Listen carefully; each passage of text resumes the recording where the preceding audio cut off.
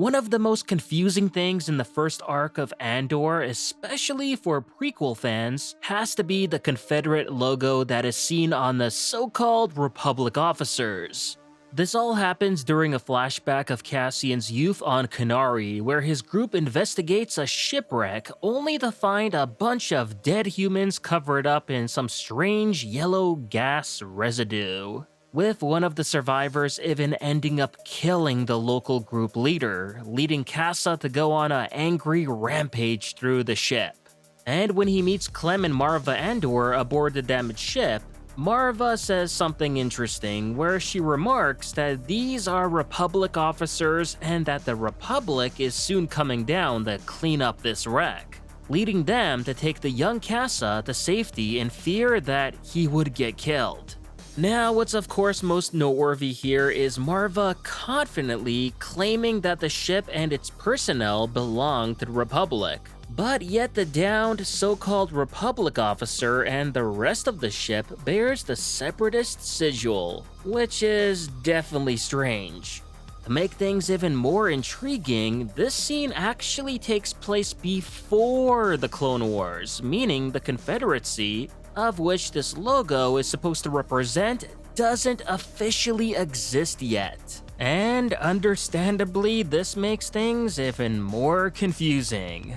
So what gives? Who are these guys exactly and why are they supposedly Republic crew despite donning the Separatist logo?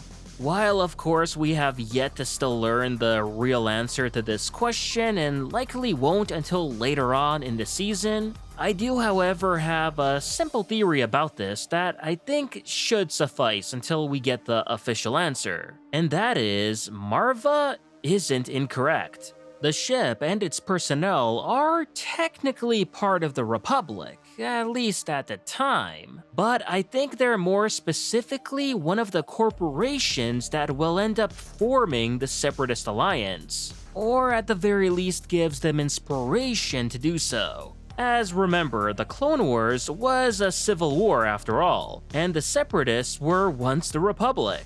So to outsiders and people who didn't really care about the specifics and politics, like Marva and Clem I suppose, then they just called them all Republic for simplicity's sake. Also, because the shipwreck takes place before the Clone Wars, all of the corporations that made up the Separatist Alliance were still part of the Republic, as they hadn't yet separated, but despite being officially part of the Republic, they still chose to wear their own corporate logos. Like, for example, I'm pretty sure the Techno Union at this time, even though they're part of the Republic, they're still repping their Techno Union logo whenever possible, so yeah, you know what I mean. Whichever this unnamed corporation was that was involved in the shipwreck, their logo would then end up being chosen to represent the later formed Confederacy.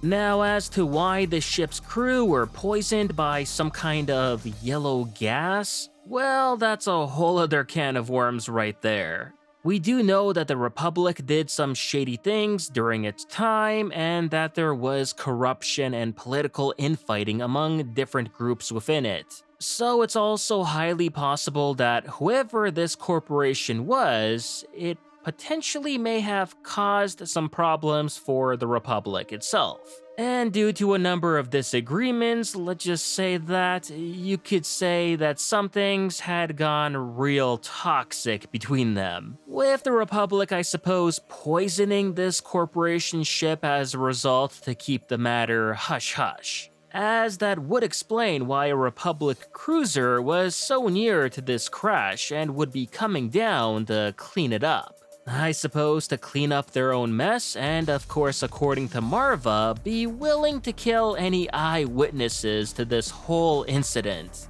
Then again, for all we know, maybe the rest of the corporations would later find out about this incident anyway, perhaps through a leak of some sort to them by, say, Palpatine or Dooku? And that would make for a big push for them to separate, and after doing so use this corporation's logo to represent the Separatist Alliance as a sign of respect and remembrance. Of course, I can end up being completely wrong in my assessment of this, but I think this theory makes the most sense considering what little we do know at this time. But what do you think about this theory? And hey, if you're not for it, why do you think these alleged Republic crew wore Separatist logos and what exactly happened to them and their ship?